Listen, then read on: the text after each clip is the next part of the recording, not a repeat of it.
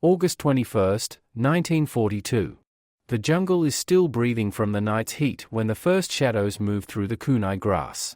The air hangs thick with rot, salt, and smoke drifting from the distant Lunga perimeter. You can almost taste the metal of the incoming dawn, sharp, restless, full of the things no man wants to meet. American Marine Private Robert Leckie presses his cheek against the damp earth, listening. Somewhere beyond the tree line, a shrill whistle cuts through the dark, followed by the rustle of hundreds of feet, some bare, some wrapped in the frayed remains of canvas gaiters.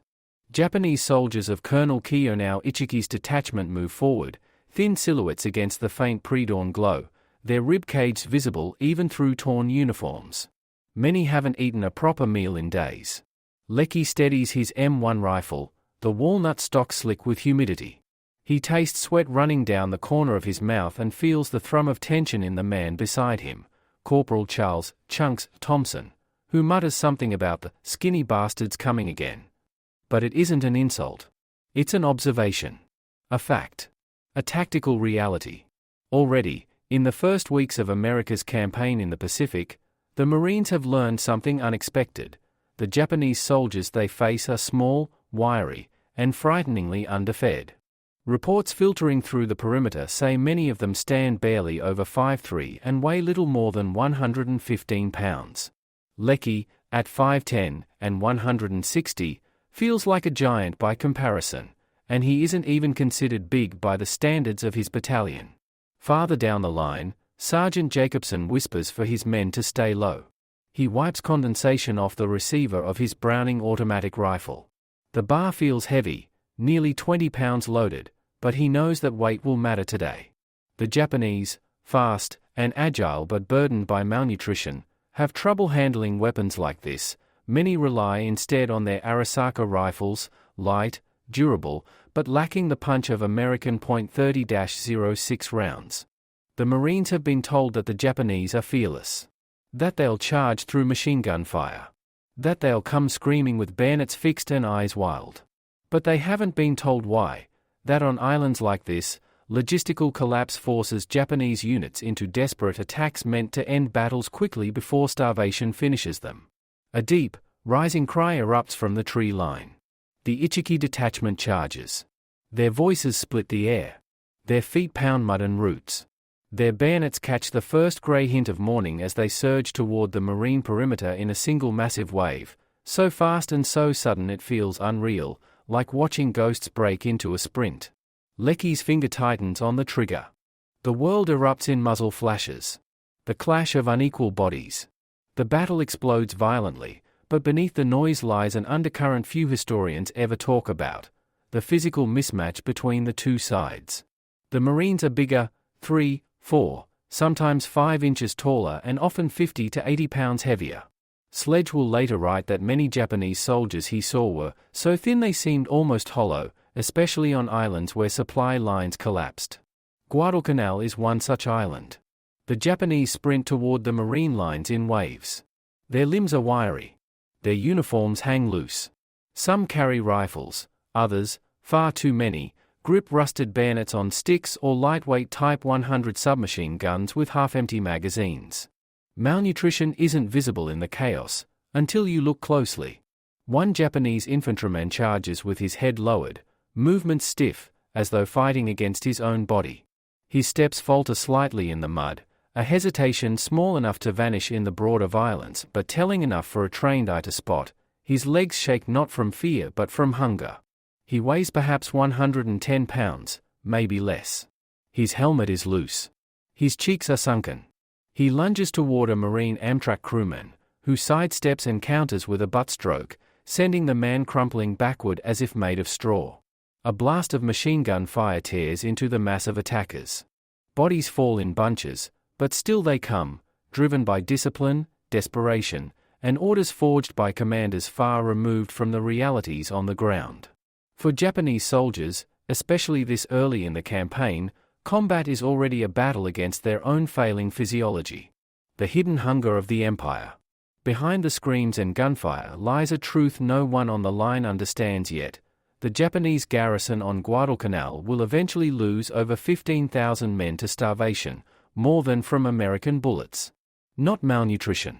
Not disease. Starvation. The Imperial Japanese Army supply lines, never strong, have collapsed entirely. American naval superiority, combined with the difficulty of running the Tokyo Express at night, means Japanese units routinely go 10 days without food. Some subsist on a few spoonfuls of rice per day. Others eat grass, roots, or insects. A Marine War correspondent later describes capturing a Japanese ration bag filled with worms, weeds, and jungle leaves, all boiled into a paste out of sheer desperation. On the night of the Ichiki attack, that hunger fuels their recklessness. They have been told they will overrun the Marines. They must overrun the Marines. If not, they will die anyway. Inside their gaunt bodies, ribs press against skin. Muscles cramp from lack of salt. Many have lost 20 or 30 pounds since landing. The Marines, by contrast, have a steady supply of rations, canned meat, biscuits, coffee, sugar. They aren't eating well, but they are eating. And the difference matters. In the chaos, Lecky reloads. His hands move automatically, practiced and strong. Across the clearing, a Japanese soldier attempts to lift the barrel of a captured Lewis gun mounted on a tripod, something a well-fed Marine could do with effort. But malnutrition has stripped his strength, his arms tremble violently, and he collapses in the grass under a burst of return fire. Peleliu, where bodies break. 3 months later, the war shifts to a different island, and the same story continues. September 15, 1944. Peleliu. The heat is unbearable. Marines step off their landing craft into an oven of coral dust and burning air. Eugene Sledge, now with K Company, 3rd Battalion, 5th Marines, inhales a lungful of dust and sweat as Japanese mortars crash around him. He grips his M1, the rifle heavy but reliable. He will later write that the Japanese defenders looked shrunken, brittle, as if carved down by the island itself. Some weighed under 100 pounds by the time Americans reached their caves. Sledge sees it firsthand. He crawls forward through a field of shattered coral when he encounters a Japanese corporal lying behind a rock outcrop, rifle raised. The man's uniform hangs on him like a curtain, his neck is thin, almost fragile. He fires a round that snaps past Sledge's helmet but lacks the steadiness of a trained marksman. His breathing is ragged, as though each inhale is a battle. Sledge returns fire. Later, during a lull, he examines captured trenches and notes the ration tins, tiny, rusted, nearly empty. Many contain nothing but a smear of brown paste or dried grains. Peleliu becomes a furnace that burns calories faster than any human can replace them. Marines sweat out pounds but continue receiving water, salt tablets, and rations. Japanese defenders get nothing. Their supply lines are severed. Their bodies shrink daily. By the time the Marines reach the Amerbregal pocket, the average Japanese soldier is barely strong enough to lift ammunition boxes. And yet, they still fight. They still ambush, snipe, and resist with a ferocity that seems at odds with their physical decline. But Sledge notices the truth. Every time the Marines overrun a bunker, the defenders inside seem smaller, frailer, more skeletal. The jungle is chewing them alive. Okinawa, the final descent. April 24, 1945. Northern Okinawa. Rain lashes the ridgeline. Mud pulls at boots like a living creature. The stench of decay hangs heavy in the air. By now, the disparity between American and Japanese soldiers has reached its extreme.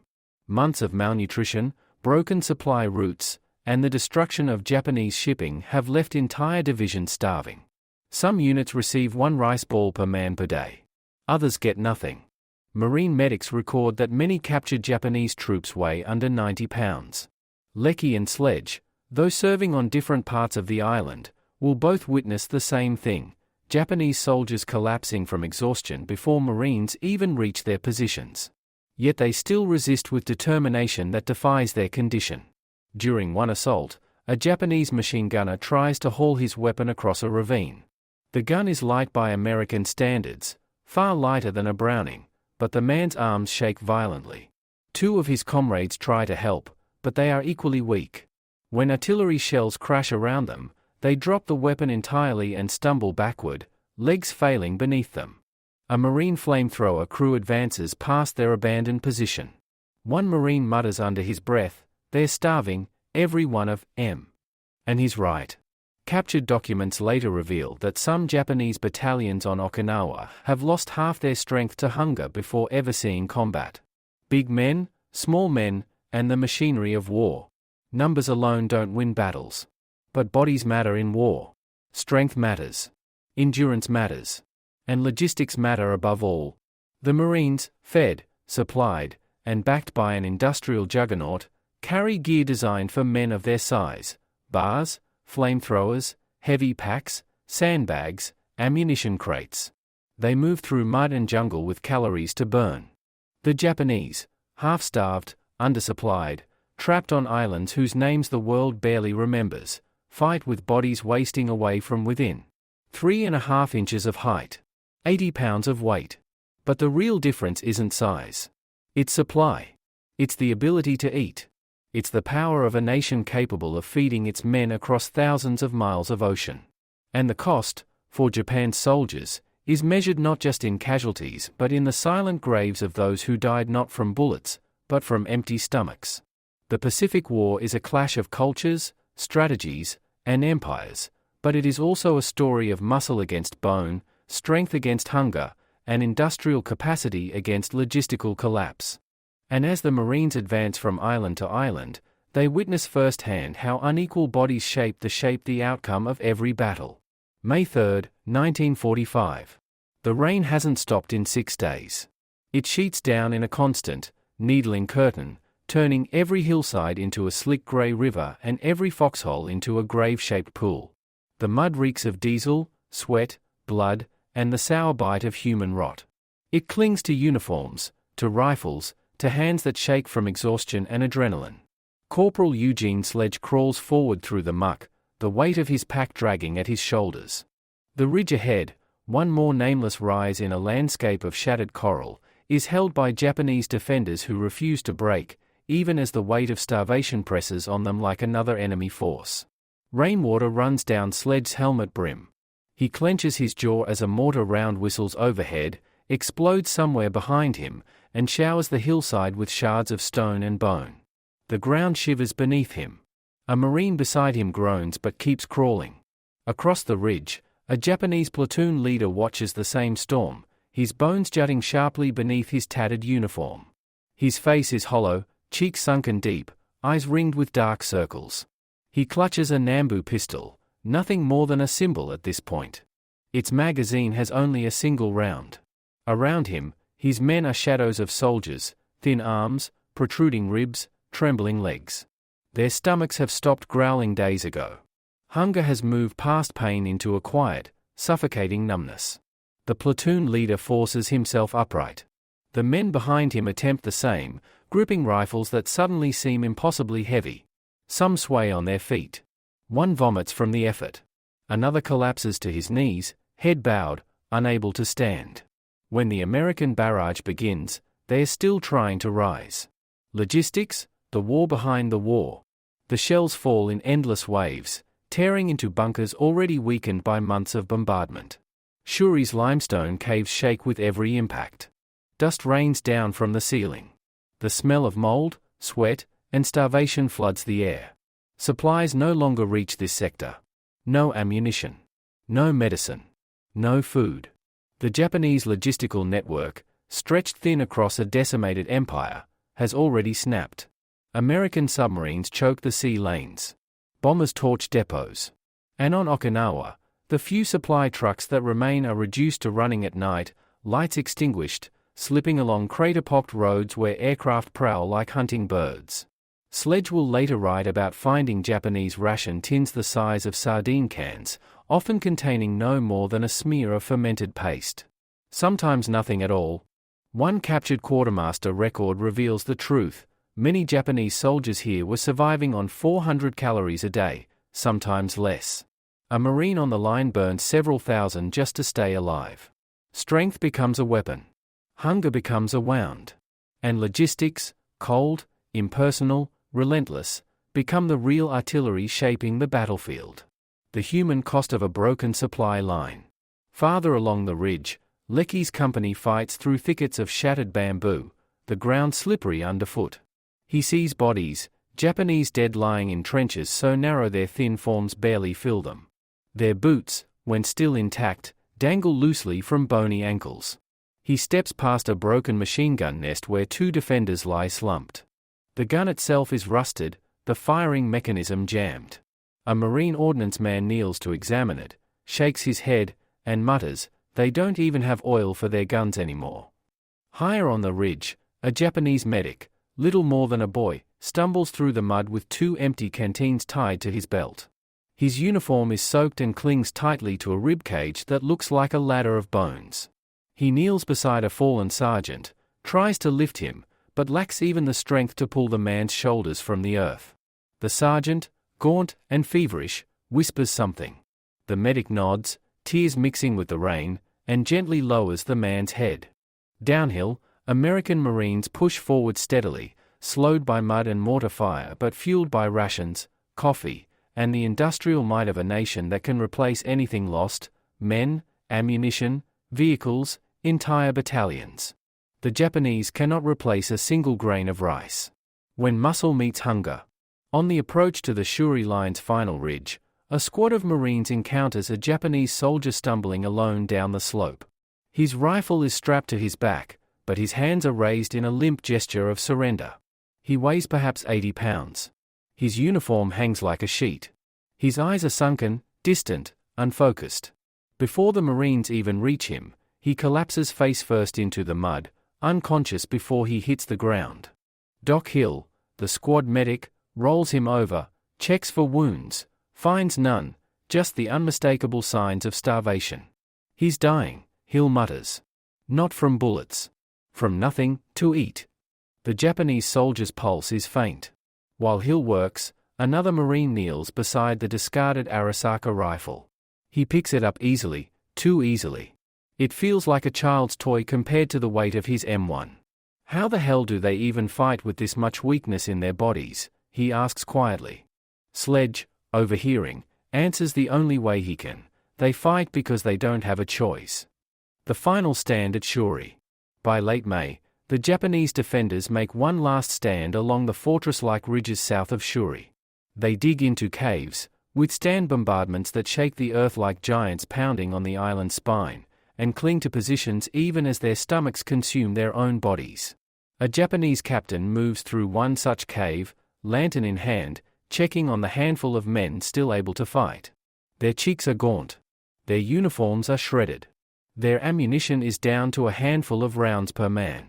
Yet they bow as he passes, discipline surviving even as their bodies disintegrate. Outside, in the grey dawn, Lecky's unit moves up a ravine. Machine guns chatter. Mortar rounds thump. A sniper fires from a hidden crevice. The Marines hit the ground instantly, responding with the strength and coordination that comes from training, nutrition, and experience. They return fire with bars, M1s, and grenades, each weapon heavier than anything the average starving Japanese infantryman can now lift with steady hands. Near the mouth of the cave, the Japanese captain watches this with quiet resignation. His men are loyal, disciplined, and courageous, but their bodies have betrayed them. They move like men wading through water, every action sluggish from hunger. He raises his pistol, fires the last round toward the advancing Marines, and lowers the empty weapon. Inside the cave, one of his soldiers tries to stand. His legs give way. He crawls instead. When the flamethrower bursts across the cave mouth, the battle ends not with a charge, but with a quiet whimper, the sound of an army collapsing under the weight of starvation. Aftermath, the body as battlefield. When Okinawa is finally secured, Marines walk through positions where Japanese soldiers lay scattered like brittle shadows. Some appear almost mummified, skin stretched tight over bones. In one bunker, Sledge finds ration boxes filled not with food but with crumpled paper and dirt, stuffed in a desperate attempt to fool the stomach into thinking it was full. Medical officers later report that some Japanese soldiers taken prisoner weighed less than 90 pounds, many suffering organ failure from prolonged starvation. On the American side, the average Marine weighed around 150 to 170 pounds, muscular, well-fed, capable of carrying half his body weight in gear on forced marches. The difference is staggering. 3.5 inches taller, 80 pounds heavier, dozens of times better supplied. Historians often write about courage, tactics, commanders, and strategy. But on islands like Peleliu and Okinawa, one truth is unavoidable. The Pacific War was shaped not just by bullets and bombs, but by empty stomachs. Logistics won battles. Industrial capacity won campaigns. Nutrition decided the strength of every man who stepped onto the field. The Marines fought with muscle fueled by a nation that could feed them. The Japanese fought with bones held together by discipline and desperation. One army fought on full rations. The other starved. And in the end, the human body became the final front line of the Pacific War.